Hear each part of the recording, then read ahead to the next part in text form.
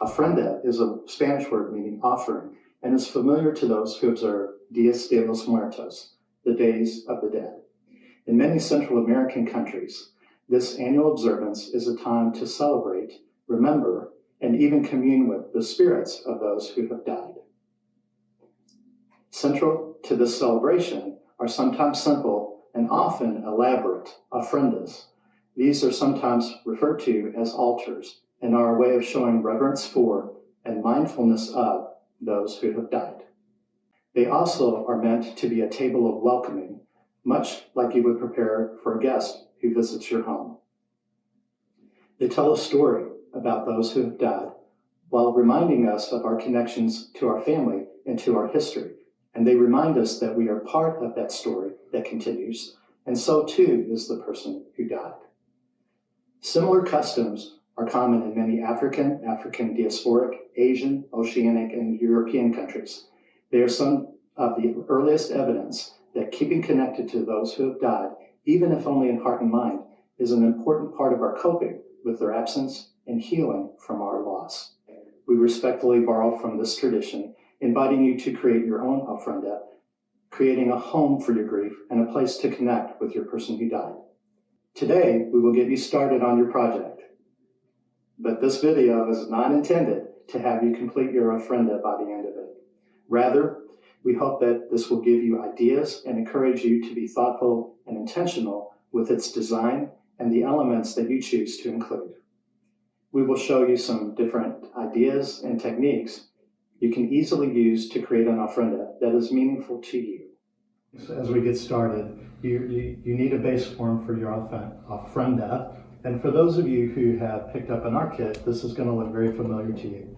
We used a house form, right? And the house form reminds us that we are really making a home for our grief, a home for our memories. You'll notice that the interior of this is painted black. There's a reason for that. From an artistic standpoint, it creates depth and perception. But symbolically, it represents the emptiness or the void that we often experience after someone has died. And then we bring things to that to fill up that space. But it also represents like a blank canvas and possibility for the future, right? So it isn't something that remains empty, but it is an empty space within which we get to create the life that's coming. A couple of elements that you want to include in the ofrenda. Traditionally, a monarch butterfly is included. And the reason for that is monarch butterflies are the only butterflies who migrate. And they migrate in the fall and over the winter into Central America. Traditionally, the belief was that the spirits of loved ones ride in on the monarch wings and visit for a time in the fall, which coincides with November 1st and 2nd, which for many faith beliefs is All Saints and All Souls Day.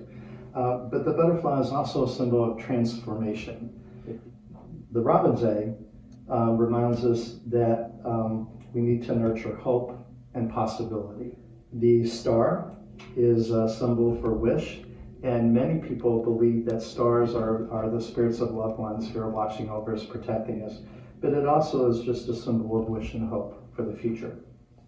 So when you start with your ofrenda, you want to think about different ways to cover your base form, right? And there's different ways you can do that. You can choose simple craft acrylic paint, and both of these receive paint really well. As an alternative way to cover your ofrenda, you can, like if you're into really instant gratification, recommend the craft paper, scrapbooking paper. It comes in wonderful tablets and patterns, and you can take your house form and create instant coverage. Right?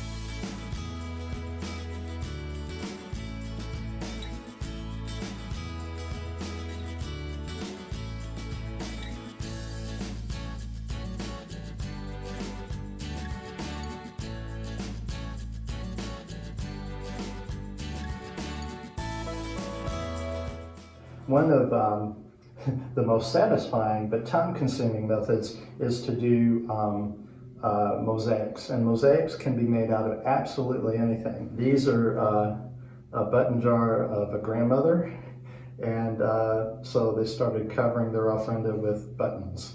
And if you can imagine this whole thing covered, with buttons. That's just one way to do it. This is scrap fabric that can be cut apart and made into a collage. Originally, the back of the ofrenda was brushed with this glue, the fabric was laid on it, and then we brushed over the top of the fabric to seal it. And interestingly enough, the Mod Podge actually keeps the fabric or other things that you might be covering with it from fading. So your ofrenda is going to look good for a very long time. But this ofrenda was made from just a collage of different beans, right? And so if you're going to do something like that, what we would recommend, get an assortment of beans. So you've got some black-eyed peas, black beans, lentil beans, and green peas, right? If you're going to do a mosaic with these, we recommend first drawing your design, right? And then creating a black line with a marker so that's easy to follow. And then you simply draw with your glue where you're going to glue the beans.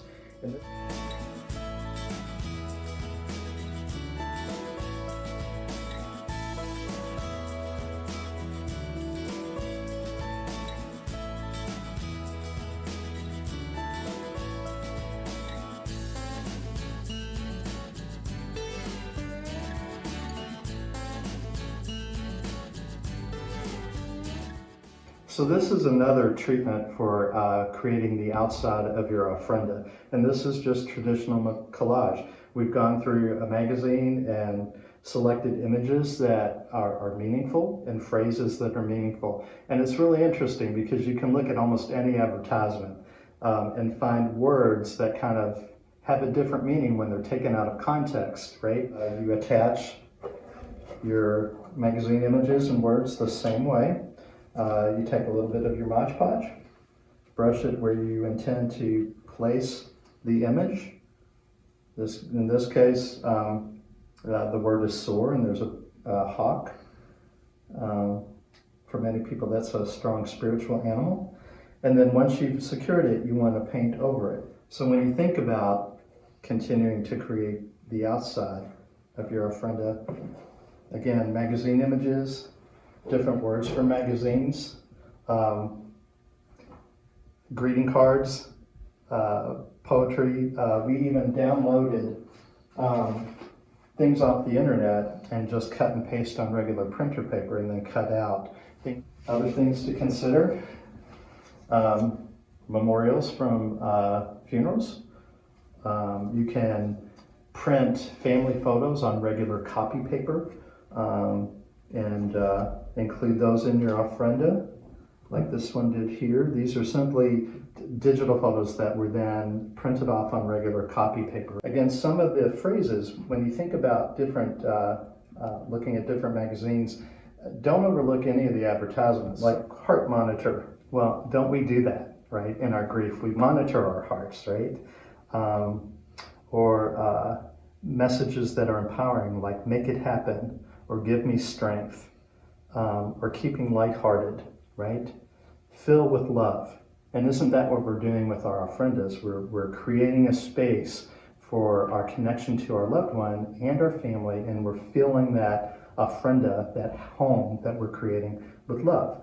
So think about phrases and things that jump out at you and that are meaningful for you. One of the traditional decorations that we use during Dias de los Muertos are tissue paper flowers. You take different colors of tissue paper. You want to kind of fold them up, zigzag, right? So they're kind of in that stair-step form. You take a simple pipe cleaner, you wrap that around, and then here's a little trick to put a little style in your flower, right? You can trim the ends, and you can do it one of two ways. You can round it,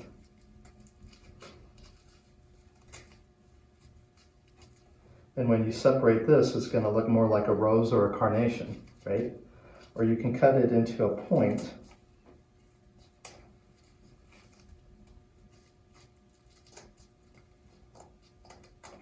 Right? So two options. But when you decide to open your flower, you're going to gently spread it. You're going to take just the top layer of that tissue paper, just the top layer. There you go. and you're going to gently pull it towards the center. And you see half of your flower there. Now this is going to look wonky because these are going to be different looking still, but it gives you two different ways to make two different flowers. You want to find some old ribbon is a good way to do that. You could use the buttons and go around the edge with the buttons, but think about putting a strip of glue and then simply trimming around your ofrenda, again, to just kind of finish it to make it pleasing in a way that's pleasing for you. Then we have to figure out, what do we put in the ofrenda? Oftentimes people will put photographs of those who are remembered, and also current family, and just things that tell the story of who this family is or who that person was and continues to be. But you want to think about articles, memorabilia, things that are important connecting objects to the person who died. So we have a few of those for this family that they've allowed us to use. In this case, one of the deceased played the piano, was very musical, and apparently was very into Smurfs. Some of you will remember Smurfs. One of the deceased was a firefighter. So there's a firefighter pin. One was a nurse, and that's her nursing pin. A stone, a heart of stone that represents not a cold heart, but a love that is strong as stone and permanent and everlasting as a stone.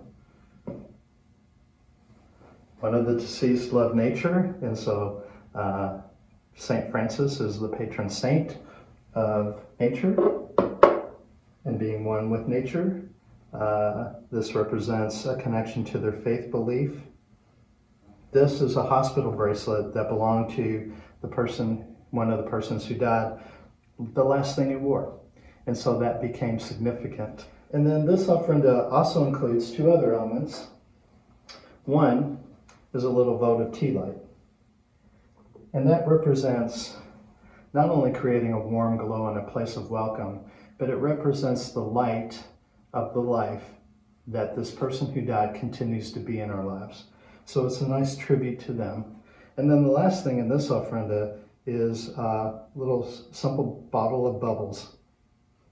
And this creates a little ritual when you need to send a prayer, have an intention for, you have a good day that you want to celebrate, and your person is very much on your heart and in your mind. You can simply send your intention or your wish or your prayer to them by making bubble wishes.